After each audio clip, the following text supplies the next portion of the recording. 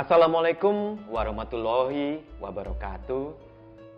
Hai Sohib Dokar dimanapun Anda berada. Masih dalam edisi Ramadan kali ini, kita tetap bertiga. Saya Roni. Saya Boki. Dan saya Elena. Kami dari Delagro Project. Masih dalam acara Dokar. Dakwah, obrolan, kajian agama yang ramah. Dan masih bersama kita kali ini, yaitu Bang Nurtil sebagai narasumber. Assalamualaikum Bang. Waalaikumsalam warahmatullahi wabarakatuh. Mas Roni, Mbak Bugi, Mbak Elena, apa kabar semua? Alhamdulillah sehat. Alhamdulillah. Sehat ya Bang? Sehat, alhamdulillah. Iya, jadi kita untuk tema kali ini, tema sharing Dokar kali ini adalah ketika mulut terkunci dan anggota badan kita berbicara. Nah itu korelasinya gimana Bang Nurtil? Ketika di akhirat nanti apakah mulut kita terkunci lalu apa yang dilakukan oleh anggota badan kita? Oke. Assalamualaikum warahmatullahi wabarakatuh. Alhamdulillah. Wassalatu wassalamu ala rasulillah Muhammad ibn Abdillah. Wala hawla wala quwata illa billah. Kalau tadi Mbak Elena menanyakan mulut terkunci, jawabannya iya. Kita bisa melihat itu ada di salah satu ayat di surat Yasin, tepatnya ayat 65. A'udzu billahi minasyaitonir rajim. Bismillahirrahmanirrahim. Al-yawma nakhtimu ala afwahihim wa tukallimuna aydihim. Di situ ada kalimat bahwa mulut dikunci, ditutup rapat. Dia tidak lagi bisa berdusta. Tidak ada lagi kesaksian palsu. Al-yawma nakhtimu ala afwahihim wa tukallimuna, justru yang berbicara adalah aydihim, anggota badan. Tangan ketika menandatangani sesuatu MOU misalnya, maaf harga gitu ya. Atau kwitansi kosong. Kwitansi kosong. Gitu. Atau tangan pergi ke suatu daerah yang dilarang oleh Allah gitu ya. Bilang ke keluarga kita mau ke masjid, katanya clubbing misalnya gitu ya. Wa naktu ma qaddamu wa atharuhum, dan itu akan berbekas nanti. Dan disaksikan itu, wa tashhadu arjuluhum bima kanu yaksibun.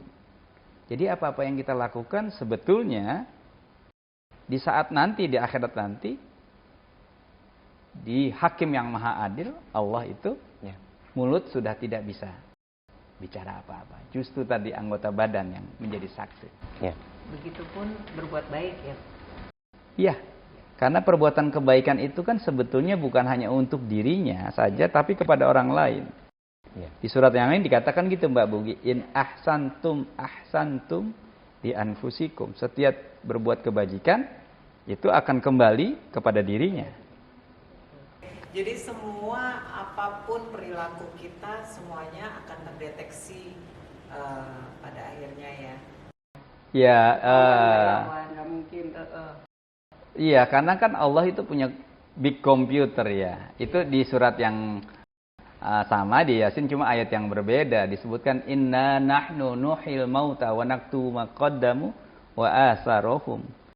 Ada asar, ada bekas, ada jejak. Misalnya ini ya kita pakai gadget gitu.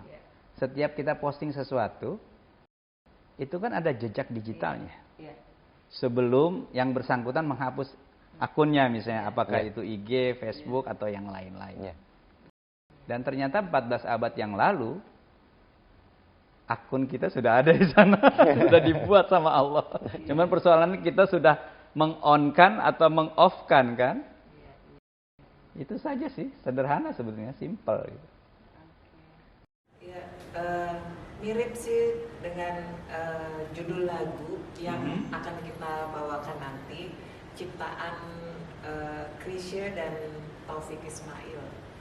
Mungkin kita bisa dengarkan dulu ya, Pak. Mari kita saksikan dari Delagro Project.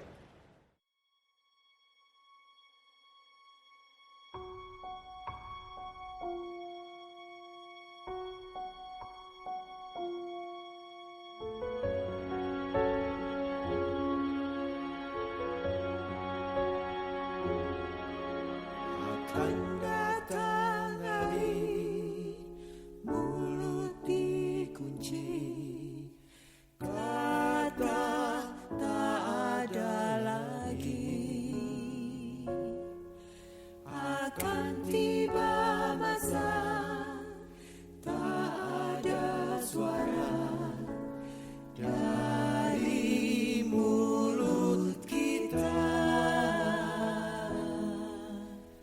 berkata tangan kita tentang apa yang dilakukannya, berkata kaki kita kemana saja dia melangkahnya, tidak tahu kita bila harinya tanggung jawab tiba.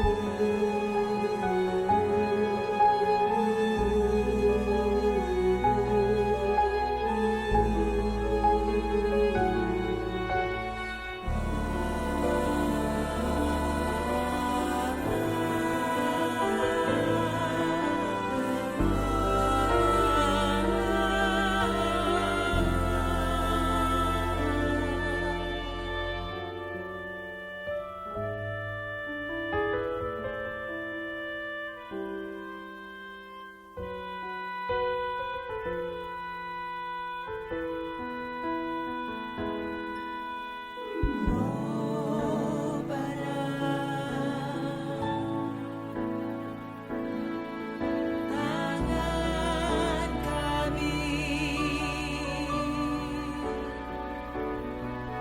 kaki kami,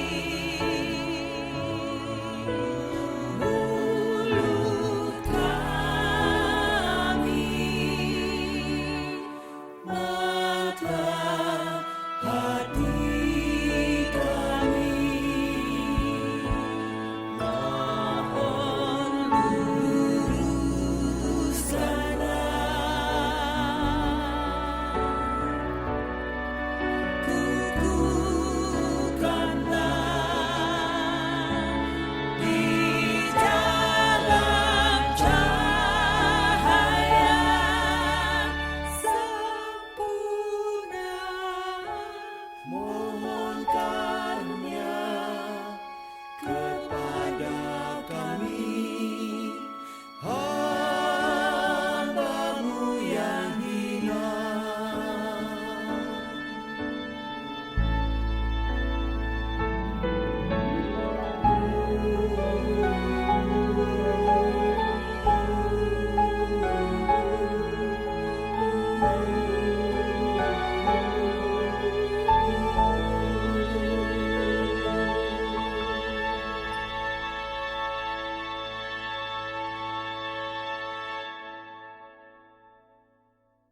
Iya, jadi Bang Murjo, jadi kan kalau kita ngomong tadi ada mulut terkunci gitu kan. Sebenarnya dampaknya tuh memang seperti apa sih dampaknya ketika kita di dunia saat ini, dampaknya ketika nanti di akhirat itu seperti apa?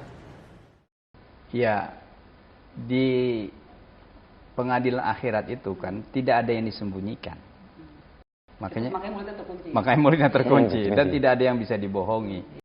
Al-Mizan itu kan timbangan yang sangat adil. Kalau kita melihat, misalnya ini contoh ilustrasi ya, itu pernah di zaman Rasulullah itu, ini diceritakan dalam kitab Dalilus Sailin, karangan Imam Anas Ismail Abu Dawud. Ada seorang customernya datang, saya ingin ada kurma yang bagus dong, kata customer yang cantik itu. Si tukang kurma ini bilang, wah di lapak saya ini, di toko saya nggak ada kurma yang bagus, adanya di rumah. Rupanya ini modus. Dia tahu bahwa rumahnya sepi, maka si customer yang cantik itu diajaklah ke rumah. Singkat cerita, customer itu dirayu, dipeluk, dan berusaha dicium. Nah, si wanita itu bilang, takutlah engkau kepada Allah. Takutlah engkau kepada Allah. Tersadar nih Abu Mukbil ini, segera mohon ampun. Lalu si customer itu dipersilahkan pulang dengan selamat. Dia ngadu kepada Rasulullah, ya Rasulullah, aku sudah berbuat kesalahan, aku sedang berbuat kesalahan. Nah, itu kan tingkat kesadaran yang tinggi, di mana kalau dalam konteks dari lagu religi yang kita dengar itu, mulut dia mungkin dia bisa bohong ya. Mungkin dia bisa memberikan kesaksian palsu. Tapi korma, tangan, pintu, semuanya ya. dinding, sudah ada CCTV-nya di zaman itu. Di zaman itu. Ya, DVR-nya merekam itu. CCTV khusus ya berarti ya. CCTV dari langit ya, Ya, waskat, ya. pengawasan malaikat. Nah, di situ konteksnya mengapa ayat ini menjadi penting untuk kita, bahwa wa atharuhum, ada bekas.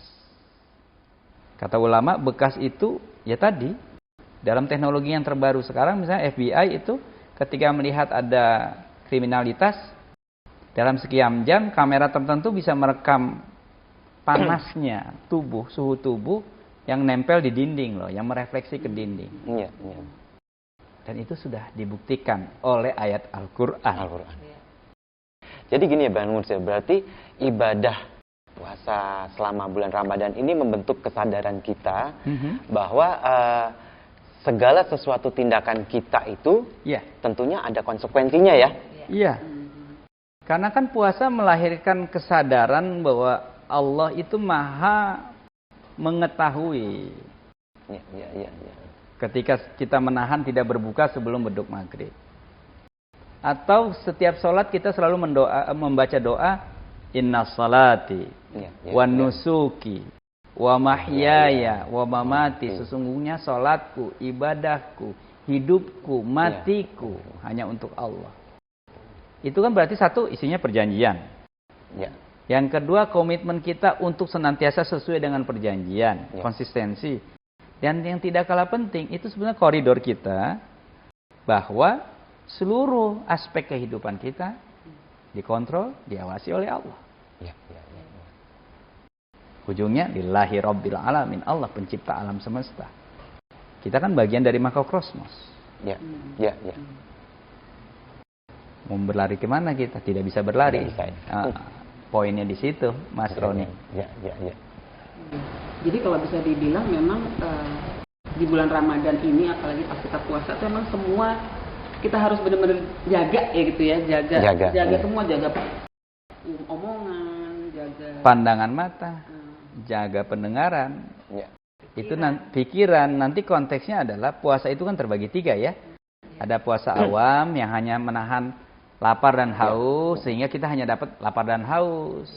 Banyak orang yang berpuasa di bulan suci Ramadan hanya menahan lapar dan haus, dia hanya dapat lapar dan haus saja, ilal ju' wal atos.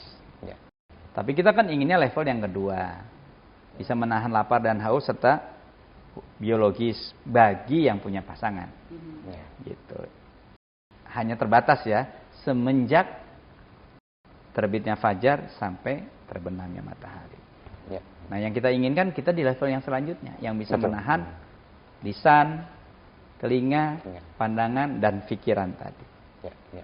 Supaya masuk ke level yang lebih tinggi.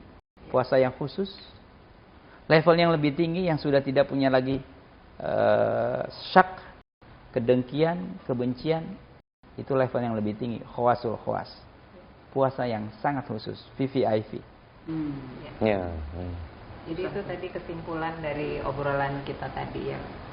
Salah satunya itu, di sisi yang lain ternyata puasa membuat kita lebih bersih hati, bersih pikiran, dan tentunya bersih anggota badan. Karena dengan puasa dilatih semuanya, menyehatkan. Summu tasihu, kata Rasulullah. Dengan berpuasa itu ternyata kita sehat. Sehat fisik dan psikis tentunya. Wah, obrolan kita makin seru aja nih Bang. Tapi apa ya esensi dari bulan Ramadan ini, korelasinya dengan apa yang kita bicarakan tadi, Bang? Iya, sekarang kalau kita lihat makna dari salah satu saum itu, puasa itu adalah al-imsaku an syai'. Menahan diri dari segala sesuatu yang membatalkan puasa. Ya. Itu kalau dalam esensi syariahnya, hukumnya. Ya. Tapi kalau dalam makna yang lebih jauh, menahan diri dari segala sesuatu yang membatalkan pahala puasa. Ya, ya. Contoh yang sangat sederhana, kita bisa bilang sama orang rumah bahwa kita masih puasa, kita tidak Ya. makan. Tapi kan sebetulnya kita bisa mampir di restoran mana saja, Ya, di kafe mana saja. Ya. Kita bisa mengatakan bahwa saya berjalan, saya pergi dengan teman dekat. Tapi ternyata dengan TTM misalnya. Ya, ya, ya. Misalnya itu contoh yang sederhana. Contoh, Atau di kantor kita bilang bahwa saya tidak melakukan apa-apa, tapi ternyata kita melakukan markup. Ya, ya, ya. Dan itu kan sebetulnya menahan diri dari segala sesuatu yang membatalkan Batal. pahala puasa, berbohong, tidak disiplin, melanggar hukum, ketentuan Allah. Dan kembali lagi yang seperti kita utarakan tadi, Allah tidak bisa dibohongi karena wa atharuhum, berbekas itu semua. Belum Ya, ya. lagi sebetulnya Ramadan itu kan makna lain adalah romat, dia membakar. Dibakar itu, dilebur itu Ya. perbuatan-perbuatan buruk kita dengan kebaikan-kebaikan yang kita lakukan. Ya. Kita baca Quran, Ya, kita ya. berzikir. Jadi ada pengalihan suasana dari perbuatan yang tidak baik menjadi baik. Jadi baik. Dan itu habit. Ya. Habit itu bisa berlangsung kalau kita latih. Oke. Dari hari pertama, hari kedua, sampai hari yang Selesainya. selesai. Ya. Perlu proses, perlu perjuangan. Gitu Mas Roni. Ya, ya, ya. Jadi kesimpulan dari obrolan kita ini apa nih Bang? Yang pertama bahwa Ramadan itu membuat kita lebih disiplin dalam beribadah. Iya. Ya. Kita lebih on time ya. Ya. Yang kedua, kita lebih konsisten terhadap aturan-aturan yang selama ini mungkin kita lalai. Ya. Dan yang tidak kalah penting, ternyata puasa itu melatih kesadaran, menumbuhkan kesadaran yang lebih tinggi. Allah melihat, Allah mencatat, dan Allah akan membalas itu di kemudian hari. Ini kita tutup dengan doa. Nastaghfirullahalazim, nastaghfirullahalazim, nastaghfirullahalazim. Rabbana taqabbal minna innaka antas samiul alim wa tub 'alaina innaka antat tawwabur rahim. Walhamdulillahi rabbil alamin. Terima kasih Bang Dokter. Ya, terima kasih Sobat Dokar. Kita sudah dengar semua tadi ya pembicaraan kita, obrolan kita di episode ketika mulut dikunci dan anggota tangan kita berkata ya. Jadi jangan lupa ya, kita terus saksikan. Ya. Jangan lupa juga like, subscribe, dan share video ini. Saksikan terus acara Dokar kami berikutnya. Wassalamualaikum warahmatullahi wabarakatuh. Waalaikumsalam.